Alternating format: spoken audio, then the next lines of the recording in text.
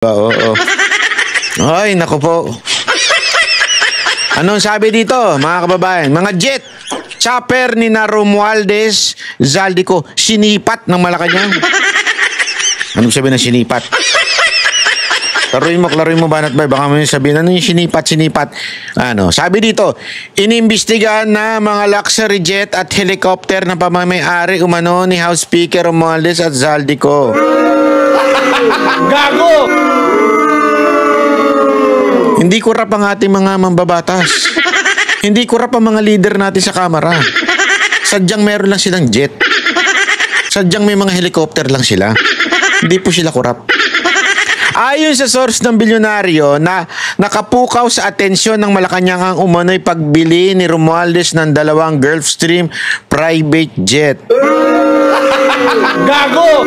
Isang pre-owned G150 na pumapalo umano ang halaga na hanggang $8 million.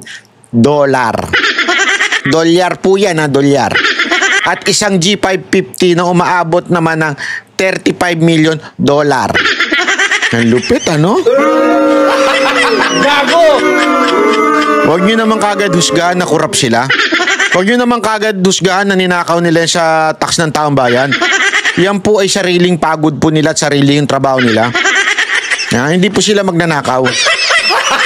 Gago! Binili umano ni Romualdez sa mga ito mula sa ultra-billionaire na si Lucitan na hanggang ngayon ay nakapark pa rin umano sa hangar ng negosyante. Libre parking buti pa siya, mahal ng parking ngayon. Samantalang sa kaso ni Ko, sinimula na umano nito ilipat sa labas ng bansa ang kanyang fleet na mamahaling jet at chopper bago pa man ma-crackdown ng individual na sangkot sa flood control. Uy, nailipad na. Gago! Uy, kung totoo yan hindi ako nagsabi niyan. Abante News yan, Abante News. So, kung totoo yan, Zaldico, meron ka na palang eroplanong pabalik papunta sa hearing natin sa October 16. Pwede na tayo mag-hearing. Kasi may nailipad mo na daw yung helicopter mo tsaka yung jet mo. So, wala ka ng problema ang ticket pabalik. Diba? Hindi, October 16 po hearing namin sa Legazpi, So, pagka kayo na lang bahalang pumunta doon. Kung gusto niyo makita si Zaldico ng personal, doon po sa October 16. Punta po kayo doon.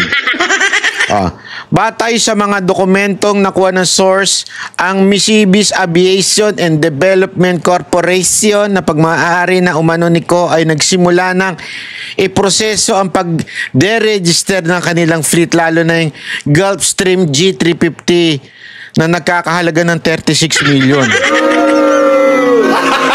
Gago! Hindi, huwag nyo naman masyadong hinuhusgan. Hinuhusgan nyo naman na kurap siya. Hindi naman siya kurap. Galing naman, alam mo, negosyante naman si Zaldico. Talaga siya, meron naman siyang lehitimong negosyo. Hindi naman porket nakabili ng jet at saka ng helicopter, kurap na at magnanakaw na. Mantakin mo, magkano lang naman yan? $36 million.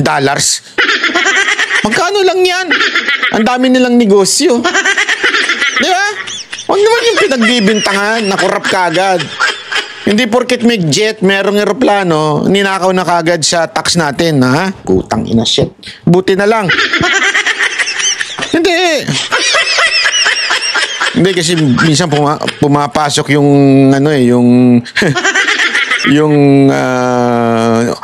espiritu ni Juan de la Cruz sa akin napapamura bigla. Hindi kasi alam mo mahal-mahal din na naman ng tax di ba? Tayo nagbabayad tayo ng tax talagang taon-taon yan. Yan ang hindi natin yan talagang nagbabayad tayo ng tax. Ang sakit sa puso. Ang sakit sa puso.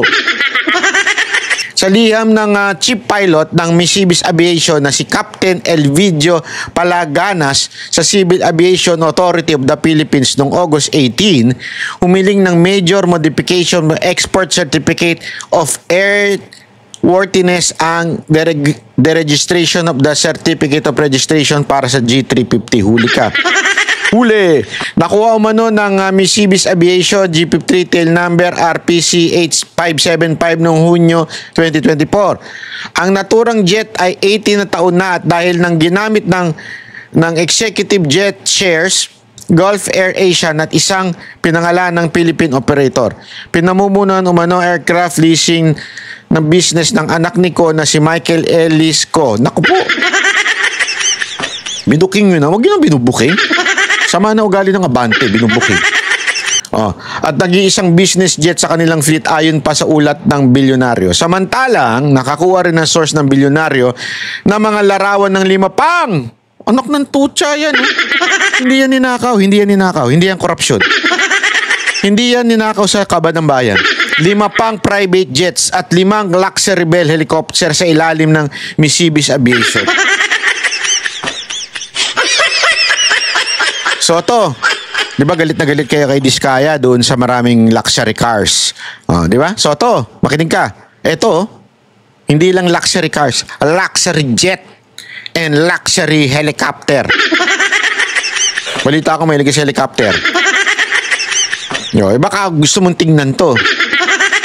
Kasi ito yung tinuro ni Diskaya. Ang focus mo pa rin yung kapwa senador mo. Gago! Ginamit umano mga helicopter para sa mga bisitang papunta sa 5 ektaryang Misibis Luxury Resort ni Ko sa Albay. Uy! Gago! May resort pa, ladies and gentlemen. Hindi po sila korap, huy. Huwag niyong pinagbibintangan korap yan. Mayaman lang talaga yan. Walang ninakaw sa bayan yan. Yan po ay galing sa sarili nilang bulsa. Huwag niyong pinagbibintangan korap porket merong resort, porket merong helicopter na inililipad yung mga guest nila. Hindi ibig sabihin ninakaw yan sa gobyerno. Yan po ay galing sa negosyo nila. Huwag niyong pinagbibintangan na galing yan sa tax natin. That is not, that is not right. Hindi yan korupsyon. Hindi yan galing sa budget sa 2025 budget. Gago! Hindi po yan galing sa flood control project, kaya huwag niyo pinagbibintangan. Gago! Kasi nababasa ko yung mga inasa isip nyo. Na sinasabi ninyo, korap yan si porket maraming helicopter, tsaka marami resort pa. Gago! Obvious naman kayo na ganyan ng nyo, yung pagkiling nyo kay Zaldico. Antayin nyo muna umuwi. October 16, tandaan ninyo sa Legazpi. Legazpi Court, October 16. Puuwi yan. May hearing kami. So, pag umuwi yan, salubungin niyo ng red carpet. Wag red tomato. Wag red tomato ang red carpet. Baka mamaya salubungin niyo ng kamatis yan. Wag. Kailangan red carpet. Tandaan nyo, their name is the name that you cannot mention. Di ba? The name that cannot be mentioned. Diba? Yan ang katotohanan, ha? Kaya, please lang, VIP treatment dapat yan, di ba? Pero alam mo, meron pa tayo isang titingnan dito na ito talaga, matikas din itong taon to, eh. Grabe ho ito magsalita kay sabi nila, may sintu-sintu daw to. Sabi nila may tama daw to. Tingnan nga natin kung may tama. Sir, anong sagot nyo dun sa Capelda Ethics complaint against yung former party mates ko? Okay, medyo mahaba yung sagot ko. Pwede bang, can you allow me to explain? Okay. Go. But right now, our country is facing a very difficult issue in corruption and everyone's in panic. The administration is panicking. The President Marcos is panicking. Really? All this. How did you know? Siguro may alam to. Alam mo kung bakit? Matindi intelligence itong batang to. Sabi ko sa inyo, matindi intelligence. Alam mo yung pusa niya? Yung pusa niya, kaibigan niya yung pusa doon sa Malacanang.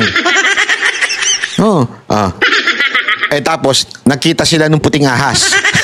Asan na pala yung puting ahas na yan? Asan na yung puting ahas? Yung puting ahas, nakita sila. Tapos sinumbong doon sa pusa doon sa Malacanang. Tapos yung pusa sa Malacanang bumiyahe. Kinausap yung pusa niya.